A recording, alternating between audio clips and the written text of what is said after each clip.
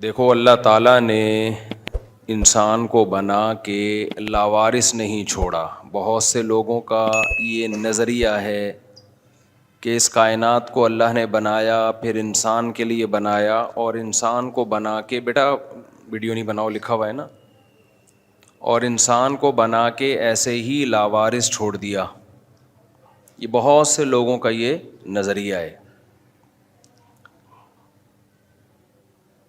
جو اللہ کو نہیں مانتے ان کا تو کوئی نظریہ ہی نہیں ہے. ان میں اور جانوروں کی زندگی میں کوئی فرق نہیں ہے. الذین یأکلون ویتمتعون کما تأکل الانعام والنار مثوی لہم. اللہ کہتے ہیں کہ جو لوگ نہیں مانتے نا اللہ کو یا اللہ کی باتوں کو نہیں مانتے, وہ ایسے ہیں جیسے چوپائے. آپ کو پتہ ہے نا انسان میں اور جانوروں میں بڑا فرق پتہ ہے کیا ہے؟ جانوروں کی زندگی کا کوئی مقصد نہیں ہوتا, کوئی ہدف نہیں ہوتا, وہ ایسے ہی ہوتے ہیں. آپ جانوروں کو دیکھیں, اٹھیں گے, اپنے بچوں کو پالیں گے, کھائیں گے, پئیں گے, ختم. کوئی ہدف نہیں ہے, کوئی ویژن نہیں ہے. تبھی جانور ترقی بھی نہیں کرتے. 1000 سال پہلے جیسا جانور تھا, خرگوش جیسا تھا, آج بھی ویسے کا ویسا ہی ہے. انسان کا ایک ہدف ہوتا ہے, کبھی وہ ہدف جائز ہوتا ہے, کبھی حرام اور ناجائز ہوتا ہے, اور کبھی ثواب والا ہدف ہوتا ہے. کبھی ناجائز ہدف کو انسان بناتا ہے تو اس میں ترقی کرتا ہے. جیسے جو لوگ بڑے بڑے چور ہوتے ہیں نا, تو وہ ایک دم سے چوری کی اس ترقی تک نہیں پہنچے ہوتے. شروع میں مسجد سے چپل چرائے ہوتے ہیں, پھر ان کا ایک ہدف ہوتا ہے کہ ہم نے بہت بڑا مالدار بننا ہے. پھر وہ تھوڑی بڑی چیزیں چراتے ہیں, پھر وہ ترقی کرتے کرتے کرتے قوم کے سب سے بڑے چور بن جاتے ہیں. جانوروں میں کبھی ایسی ترقی دیکھی؟ نہ اچھی نہ بری. کوئی ہدف ہی نہیں ہوتا, کوئی ویژن ہی نہیں ہوتا. تو انسان اور جانور میں ایک فرق کیا ہو گیا؟ ویژن کا. ایک گول ہوتا ہے جس کو انسان نے اچیو کرنا ہوتا ہے. سمجھ رہے ہو کہ نہیں سمجھ رہے ہو؟ تو میں برائی کی مثال دے رہا تھا. کبھی وہ گول جس کو انسان سلیکٹ کرتا ہے, منتخب کرتا ہے کہ میں نے اس گول کو حاصل کرنا ہے, وہ گول برا ہوتا ہے. جیسے میں نے چوری کی مثال دی, تو چور بنتے بنتے بنتے ایسے چور بن جاتے ہیں. ڈاکو بنتے بنتے, شروع میں جو ڈاکو ہوتے ہیں وہ چھوٹے موٹے ڈاکو ہوتے ہیں, ہوتے ہوتے کتنے بڑے ڈاکو بن جاتے ہیں. لیکن جانور میں آپ نے جو جانوروں کو دیکھا چور ہوتے ہیں, تو وہ 100 سال پہلے جتنے چور تھے اتنے ہی آ جائیں. ایسا نہیں ہے کہ کوے نے چوری کرتے کرتے اتنا بڑا چور بن گیا کہ اب چوروں کا پورا ایک گینگ بنا لیا اس نے. بھائی 1000 سال پہلے کا کوا جس حد تک چوری کر سکتا تھا اس حد تک وہ آج بھی چوری کرتا ہے, اس سے آگے وہ نہیں بڑھا ہے. بعض دفعہ انسان ہدف بناتا ہے کسی جائز چیز کو جو نہ اچھی ہوتی ہے اور نہ بری ہوتی ہے. وہ چاہتا ہے مجھے دنیا میں دولت زیادہ ملے, میری صحت زیادہ اچھی ہو, میری لائف لگژری ہو جائے, پرسکون ہو جائے, اور اس کے لیے وہ کوئی غلط طریقہ اختیار بھی نہیں کرتا. یہ ایک ایسا ہدف ہے جو اللہ کی نظر میں نہ اچھا ہے نہ برا ہے. یہ اچھا بن سکتا ہے اچھی نیت کے ساتھ, نیت اچھی نہیں ہے تو نہ یہ اچھا ہے نہ یہ برا. جیسے آپ پیسہ کمانا چاہتے ہو, نارملی پیسہ کمانا جائز کام ہے, کوئی اچھا نہیں ہے. اچھا جب بنے گا جب آپ کی نیت کیا ہو؟ بھئی اچھی نیت ہو, تاکہ میں لوگوں کے سامنے ہاتھ پھیلانے سے بچ جاؤں. اللہ تعالیٰ کو اوپر والا ہاتھ پسند ہے, نیچے والا ہاتھ اللہ کو پسند نہیں ہے, تاکہ میں صدقات و خیرات کروں, تاکہ میری قوم مضبوط ہو جائے. صحت کی فکر کرتا ہے تاکہ میں عبادت اچھی کر سکوں, تاکہ میں لوگوں پہ بوجھ نہ بن سکوں. تو نیت کے ساتھ تو اچھے ہو جائیں گے بذات خود. یہ جائز چیز ہے, اس میں اچھی نیت نہ ہو تو یہ ایک جائز کام ہے. بری نیت ہو تو برا بن جائے گا. یہ یہاں ایک علمی نقطہ بھی بتا دوں میں. دیکھو شریعت میں کچھ کام ایسے ہیں جو ہیں ہی اچھے, جیسے نماز پڑھنا، روزہ رکھنا، حج کرنا. تو ان میں کوئی بھی نیت ہو رہی یہ لازمی کرنے چاہیے جب تک خالصتاً برائی کی نیت نہ ہو جائے. جیسے آپ نماز پڑھنے کے لیے آ رہے ہیں، آپ کی نیت ہے واپسی پہ چپل چوری کروں گا اس لیے نماز پڑھ لیتا ہوں میں، یا میں نماز پڑھ رہا ہوں اس لیے تاکہ وہ مجھے نیک سمجھے، اور نیک جب سمجھے گا تو پھر میں اس سے جب قرضہ مانگوں گا تو قرضہ دے دے گا اور میں قرضہ لے کے بھاگ جاؤں گا. تو یہ ہے نماز پڑھنے سے نیت ہی بری ہے. تو جو اچھے کام ہوتے ہیں نا شریعت میں، ان میں جب تک باقاعدہ برائی کی نیت نہ ہو وہ اچھے ہی رہتے ہیں. ان میں اچھائی کی نیت ضروری نہیں ہے، الگ سے نیت ضروری نہیں ہے.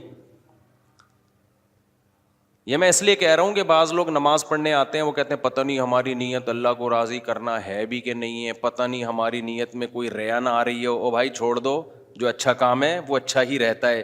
جب تک 100% برائی کی نیت نہ ہو وہ اچھا ہی رہتا ہے. اس لیے اچھے کام کر لیا کرو، بس اس میں زیادہ نہیں گہرائی میں جایا کرو میری نیت پتہ نہیں کیا ہے. یہ ہوتا یہ ہے کہ جب آپ اچھا کام کرنا شروع کرتے ہو نا تو پہلے تو شیطان کرنے نہیں دیتا، جب کرنے لگتے تو شیطان یہ وسوسے دماغ میں ڈالتا ہے، ابے تیری نیت اللہ کی رضا تھوڑی ہے، تیری نیت یہ تھوڑی ہے، تیری نیت وہ تھوڑی ہے. تو یہ اوٹ پٹانگ باتیں شیطان کرواتا ہے.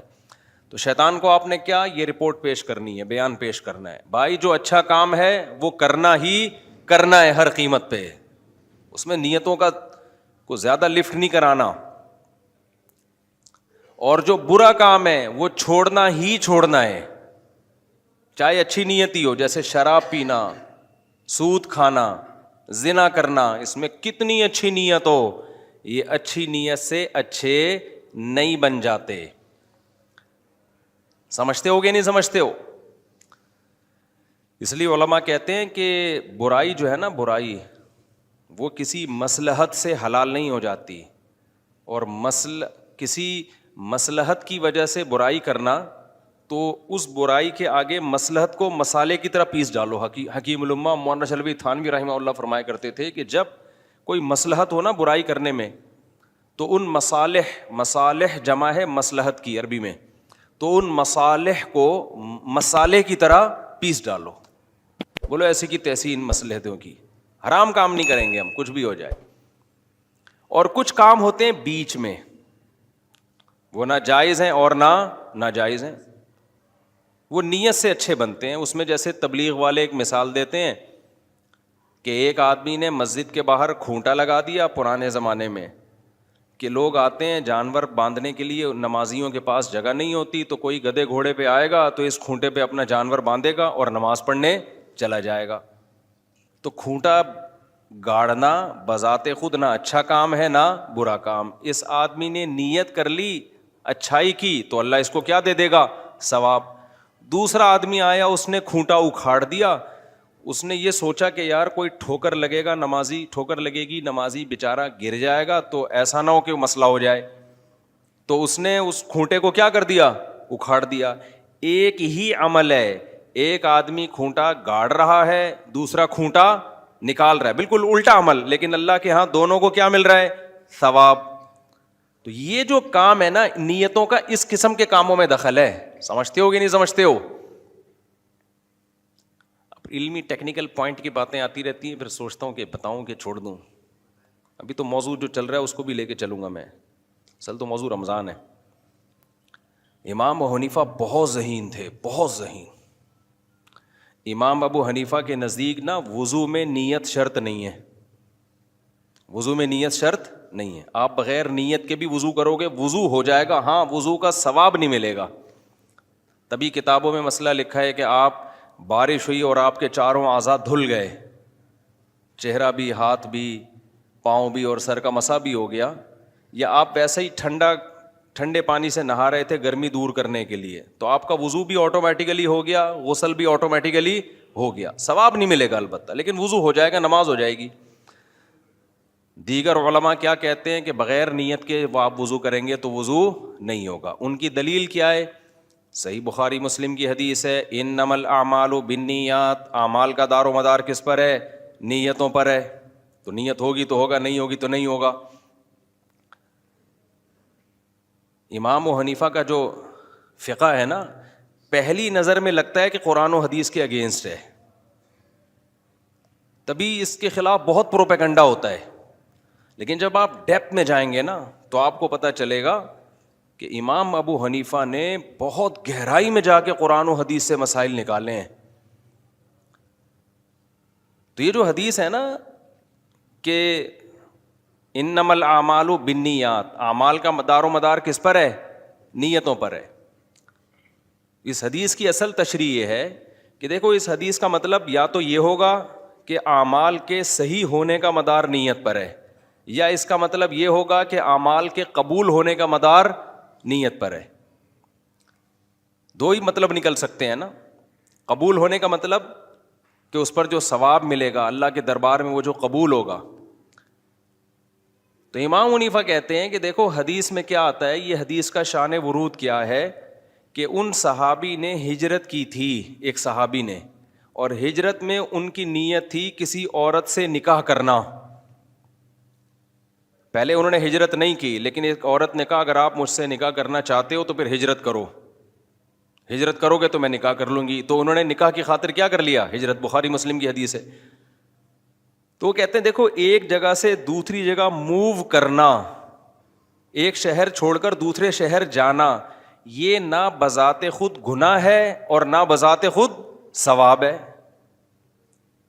نہ بذات خود گناہ ہے، نہ بذات خود کیا ہے؟ ثواب ہے. تو یہ وہ کام ہے جو نیت سے اچھا بھی بن سکتا ہے اور نیت سے برا بھی بن سکتا ہے. تو ایک شہر کو چھوڑ کر دوسرے شہر جانا اگر اللہ کی رضا کے لیے ہو تو قبول ہوگا، ثواب بن جائے گا. اگر اللہ کی رضا کے لیے نہیں ہے، عورت کے لیے ہے، تو یہ ثواب نہیں بنے گا. بیوی تو مل جائے گی، عورت تو مل جائے گی، ثواب نہیں بنے گا یہ. لیکن اس کے باوجود اس پر ہجرت کے احکام مرتب ہوں گے. جیسے جن صحابی نے عورت سے شادی کی خاطر ہجرت کی تھی. تھوڑی پیچیدہ بحث ہو رہی ہے، بس یہ سمیٹ کے آ رہا ہوں اصل ٹاپک. مجھے لگ رہا ہے آپ کے چہروں سے آپ الجھنا شروع ہو گئے کہ یار یہ کیا لے کے بیٹھ گئے مفتی صاحب. لیکن جن صحابی نے ہجرت کی تو ہجرت کے احکام تو لاگو ہوئے نا ان کے اوپر.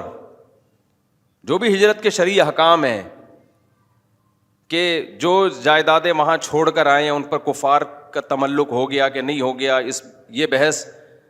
جو بھی ہجرت کے فقہی احکام ہیں وہ مرتب ہوتے ہیں، ثواب نہیں ملے گا ان کو، ثواب نہیں ملے گا ان کو. تو وضو بھی ایک ایسی چیز ہے جس کا بنیادی مقصد ہے نماز.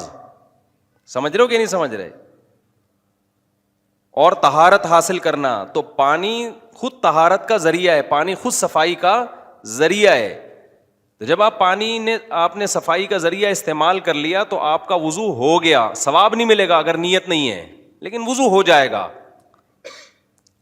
صحت ہو جائے گی اس وضو کی. صحت کا مطلب اس پر شریعت کے احکام مرتب ہو سکتے ہیں، آپ اس سے نماز پڑھ سکتے ہو. غسل تھا تو غسل ہو گیا، کیونکہ پانی کو اللہ نے خود طاہر قرار دیا ہے، طہور قرار دیا، وہ خود پاک کرتا ہے چیزوں کو. سمجھتے ہو کہ نہیں سمجھتے؟ ہاں نماز جو ہے، نماز اس میں نیت کے بغیر وہ قبول ہی نہیں ہوگی، یعنی صحیح ہی نہیں ہوگی. وجہ اس کی ہے کہ وہ بذات خود، نماز جو ہے نا بذات خود وہ ایک ایسا عمل ہے کہ جب تک نیت کو اس میں شامل نہ کریں گے تو کیا پتہ چلے گا کہ آپ جو کھڑے ہوئے ہیں وہ اللہ کی عبادت کی نیت سے کھڑے ہوئے ہیں یا ویسے ہی جھک رہے ہیں آپ. جب آپ قبلے کی طرف رخ کر کے کھڑے ہوتے ہیں تو بات ویسے بھی تو کھڑے ہوتے ہیں نا. کوئی آدمی ویسے ہی یوں کر رہا ہے تو اس کو نماز تھوڑی کہیں گے. تو نیت کے بغیر پتہ ہی نہیں چلے گا. اس کو کہتے ہیں تمییز العادہ عن العبادہ. عادت اور عبادت کو ممتاز کرنے کے لیے یہاں نیت کی ضرورت ہے. اب یہ تو طلبہ کے سامنے کی بحثیں آپ کے سامنے لے کے بیٹھ گیا میں، پیچیدہ ہو گئی ہیں. تو یہ ہمارے لیکچر ہیں مشکات کے نا، میرے جو لیکچر اپلوڈ ہوئے ہیں وہ سن لیے گا آپ ڈیٹیل کے ساتھ اگر کسی کو اس طرح کی علمی بحثوں میں دلچسپی ہے. خیر، تو میں یہ عرض کر رہا تھا کہ 3 قسم کے ہدف ہوتے ہیں انسان کے. ایک ہدف تو برا ہدف ہوتا ہے، ایک ہدف کیا ہوتا ہے؟ جائز ہدف ہوتا ہے.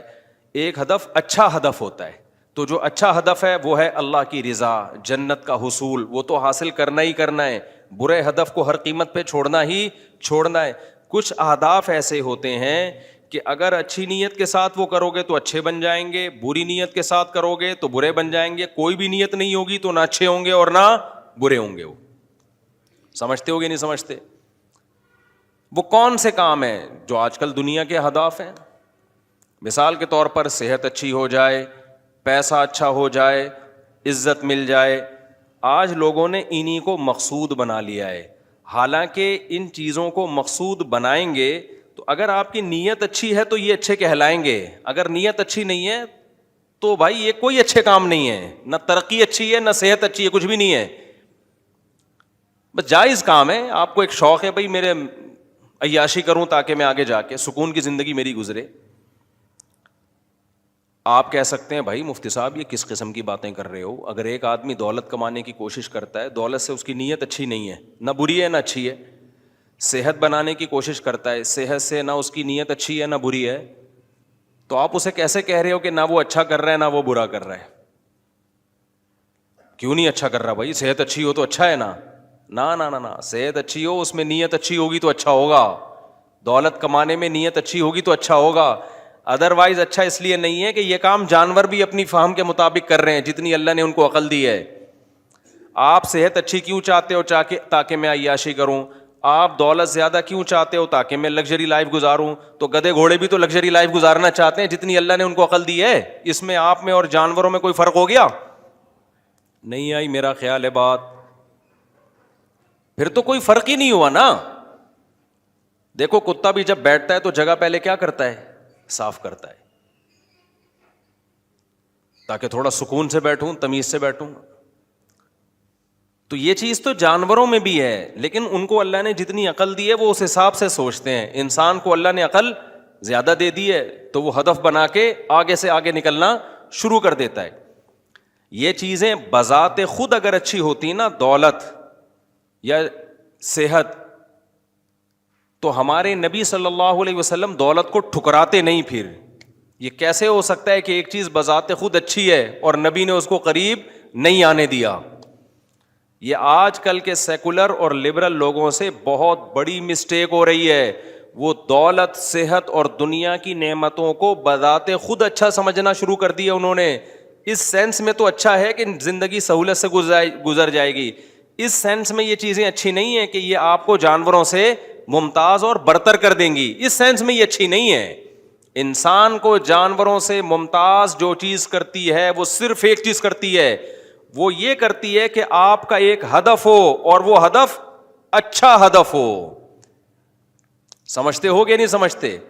اور آپ کو جانوروں جیسی جو چیز بناتی ہے وہ یہ بناتی ہے کہ آپ کا ایک ہدف ہو اور وہ ہدف نہ اچھا ہو نہ برا ہو, صرف عیش و عشرت والا ہدف ہو آپ کا. تو یہ چیز آپ کو کیسا کر دیتی ہے؟ جانوروں جیسا. اور آپ کو جانوروں سے بدتر جو چیز بناتی ہے وہ چیز ہے کہ آپ کا ایک ہدف ہو اور ہدف بھی برا ہو. حالانکہ جانوروں کا نہ ہدف ہوتا ہے اور نہ برا سوچتے ہیں وہ. یہ سمجھ میں آئی ہے مثال؟ انسان اور جانوروں میں نا, دیکھو جانور ایک جیسے ہوتے ہیں, نہ اچھے نہ برے. یہ بات تو سمجھ میں آ گئی نا. انسان اچھے بھی ہوتے ہیں, درمیانے بھی ہوتے ہیں اور برے بھی ہوتے ہیں. یہ میں عقلی لحاظ سے کہہ رہا ہوں, ورنہ شریعت کی نظر میں دو ہی ہوتے ہیں, اچھے یا برے. درمیانے طبقے کو بھی اللہ بروں میں شامل کرتا ہے, بروں میں شامل کرتا ہے. وجہ اس کی ہے کہ وہ اللہ نے جو ہدف ان کو متعین کیا ہے وہ اس کو ہدف بناتے نہیں ہیں. تو انسان اگر ایسے کام کرے ترقی کے, صحت کے, اور اس میں اگر اس کی نیت ہو, اچھی نیت ہو, وہ اچھی جس کو اللہ اس کے رسول نے اچھا کہا ہے, تو وہ اچھی نیت ہوگی تو وہ جانوروں سے برتر ہو جائے گا. اور اگر وہ کام کر رہا ہے اس سرے سے کوئی نیت ہی نہیں ہے, بس ایسو عشرت کروں گا, مزے اڑاؤں گا, تو اس میں اور جانوروں میں کوئی فرق نہیں ہے. آج زیادہ تر لوگ پلاٹ خرید رہے ہیں, پراپرٹی خرید رہے ہیں, سواریاں خرید رہے ہیں, پیسہ کما رہے ہیں. تو بھائی یہ کون سا کمال کر دیا آپ نے؟ آپ اپنی زبان کی لذتوں کو پورا کرنے کی کوشش میں ہو, آپ عیاشی کی کوشش میں ہو. تو یہ تو شیر, چیتا, گیدڑ, لومڑی, کتے, بلے سب کیا چاہتے ہیں؟ یہی چاہتے ہیں. ابھی دیکھو یہ جو مرغیاں ہیں نا, مرغیاں یہ کیڑے بہت شوق سے کھاتی ہیں, پتہ ہے آپ کو؟ پروٹین ہوتا ہے نا اس میں. اب ہم مرغیوں کو دانہ ڈالتے ہیں صبح شام, کھاتی ہیں آرام سے, لڑائی نہیں ہوتی ان کی اس پہ. لیکن جب ہم کھل سے کیڑے تیار کرتے ہیں نا، میں کیڑے تیار کرتا ہوں کھل میں پانی ڈال کے نا، تھوڑے 2-3 دن کے بعد اس میں کیڑے تیار ہو جاتے ہیں. پھر ہم نے ایک ایسا لکڑی کا وہ برتن بنایا ہوا ہے، اس میں وہ کھل انڈیل دی، اس میں دبا کے کیڑے ہوتے ہیں. پھر آپ مرغیوں کی لڑائی دیکھا کرو، یہ ایسے جیسے دیگ کا ڈھکن کھلا ہے بریانی کی، ایک دیگ ہے اس کا ڈھکن کھول دے، ایسے مرغیاں بھاگتی ہیں، وہ ٹھا ٹھا، اور مور اپنا الگ، اور ہر طرح کے. وجہ اس کی ان کو لگتا ہے بوٹیاں کھانا، پروٹین ہے نا وہ ان کے لیے بہت مزے کی، اور لائیو زندہ. تو وہ منظر جو بارات میں نہیں ہمیں دیکھ کر ڈھکن کھلنے پہ نظر آتا، وہی منظر ہوتا ہے. تبھی میں نے اس کا ایک ولاگ بنایا ہے، میں ابھی چینل پہ ڈالوں گا. ولاگ تو بہت دن پہلے بنا دیا تھا، اس میں یہی کرتا ہوں کہ دیکھ کر ڈھکن کھل رہا ہے. وہ ہم کین جو ہے نا، وہ جو برتن ہے نا جس میں وہ کیڑے ہوتے ہیں، تو میں وہ اپنے خادم سے میں کہتا ہوں چل بھائی دیکھ کر ڈھکن ہٹ. جیسا ہی ڈھکن ہٹتا ہے نا، آپ مرغیوں کی اسپیڈ دیکھا کرو یار، ادھر ایک دوسرے پہ کلابازیاں کھاتے ہوئے آ رہی ہوتی. تو یہ جو دوڑ ہے نا، جو زبان کی لذت کی دوڑ ہے، مقصد مرغیوں کے بارے میں رپورٹ پیش کرنا نہیں ہے. یہ دوڑ کس کی ہے جانوروں میں؟ زبان کی. کیا مرغی کو پتا ہے کہ اس سے مجھے پروٹین ملے گا؟ نہ، وہ تو صرف زبان کی لذت کے پیچھے بھاگ رہی ہے. تو بھائی لذت تو زبان کی بھی ہوتی ہے، شرمگاہ کی بھی ہوتی ہے، بستر کی بھی ہوتی ہے، نیند کی بھی ہوتی ہے. خلاصہ یہ نکلا جو بھی لذتوں کے پیچھے بھاگے گا اس میں اور ہماری مرغیوں میں کوئی فرق نہیں ہے. نہیں آئی میرا خیال ہے بات سمجھ میں؟ وہ اپنے آپ کو کہنا میں اشرف المخلوقات ہوں، میں بہت ترقی یافتہ ہوں، بھائی کچھ بھی نہیں ہے. آپ لذتوں کے پیچھے بھاگ رہے ہو اور کچھ بھی بولو نہیں ہے اس کی حیثیت سے زیادہ. ہاں فرق یہ ہے کہ مرغیوں کو بیچاریوں کو دیکھ کر ڈھکن وہی ہے. انسانوں کی دیگوں کے ڈھکن کبھی بریانی سے کھلتے ہیں، کبھی بحریہ ٹاؤن کے پلاٹ نکلتے ہیں، اسکیمیں نکلتی ہیں، اس میں دوڑ شروع ہوتی ہے. کبھی جناب 1000 گز کے بنگلے نکلتے ہیں تو اس میں دوڑ شروع ہوتی ہے. کبھی انٹرنیٹ پر خوبصورت بیہودہ لباس میں لڑکیاں نظر آتی ہیں تو شہوت کے مریض اس میں دوڑ لگانا شروع کر دیتے ہیں. جو ٹھرکی ہوتے ہیں تو فحش فلمیں دیکھ رہے ہیں، وہ اپنی شرمگاہوں کی لذتوں کو پیچھے پورا کرنے میں لگے ہوئے ہیں. کوئی شراب کی لذتوں کو پورا کرنے میں لگا ہوا ہے. ہیں یہ ساری لذت کی مختلف قسمیں جن کی شکلیں الگ الگ ہیں، لیکن ہدف سب کا کیا ہے؟ سیم ہدف ہے. پھر یہ بڑے پیمانے پر لے جائیں ملکی سطح پر تو ان کا بھی یہی ہے. جو ملکوں کے ویژن کیا ہیں دنیا میں، جو بڑے بڑے کنٹریز ہیں ان کے ویژن کیا ہیں؟ سب سے زیادہ ترقی ہم کریں. تو کیا مطلب ترقی کا؟ ہمارے جو لوگ ہیں نا ہمارے کنٹری کے، کھائیں بھی اچھا، پہنے بھی اچھا، صحتیں بھی اچھی ہوں. تو یہ لذتوں کی خاطر ہی تو ہو رہا ہے نا یہ. پھر اس کے لیے وہ دوسرے ملکوں پہ ظلم کرنا پڑے، ظلم ہی کر لیتے ہیں. یعنی تو جانوروں سے بھی بدتر ہو گئے نا، جانوروں سے بھی بدتر ہو گئے. تو پہلے یہ خوب اچھی طرح ذہن میں بٹھا لو کہ لذتوں کے پیچھے بھاگنے والا کسی بھی سینس میں، کسی بھی عنوان سے، چاہے 3 پیس سوٹ اور ٹائی لگا کے وہ لذت، جہاں جو بڑے لوگ ہوتے ہیں نا وہ اس طرح دیگوں کے ڈھکنوں پہ نہیں مرتے. یہ غریبوں کی لذتیں ہیں کہ بارات کا میں دیکھ کا ڈھکن کھلا اور سارے غریب دیکھ کے اندر. مالداروں کی دوڑ الگ ٹائپ کی ہوتی ہے کیونکہ وہ ان کی نظر میں یہ دیکھ کے ڈھکن کی کوئی ویلیو ہے نہیں. ان کی دوڑیں بحریہ ٹاؤن کے پلاٹ میں ہوتی ہیں. ہے وہ بھی وہی کھل کے کیڑے. نہیں آئی میرا خیال آسان ہے. وہ جو مرغیاں کھل کے کیڑوں کے پیچھے بھاگتی ہیں نا ان کو وہی مزہ آتا ہے جو ہمیں اور آپ کو بحریہ ٹاؤن کے پلاٹوں کی خرید و فروخت میں مزہ آتا ہے. وہ بھی فنا ہونے والے کیڑے اور یہ بھی کیا ہیں؟ فنا. اور کمال کی بات ہے کیڑا پہلے فنا ہو جاتا ہے، مرغی بعد میں. اور یہاں جو بحریہ ٹاؤن یا پلاٹوں کے پیچھے بھاگنے والا پہلے فنا ہو جاتا ہے. وہ تو اور بے سب، یعنی دل نہ لگانے والی چیزیں ہیں یہ. نہیں آئی میرا خیال ہے بات کھوپڑی شریف میں؟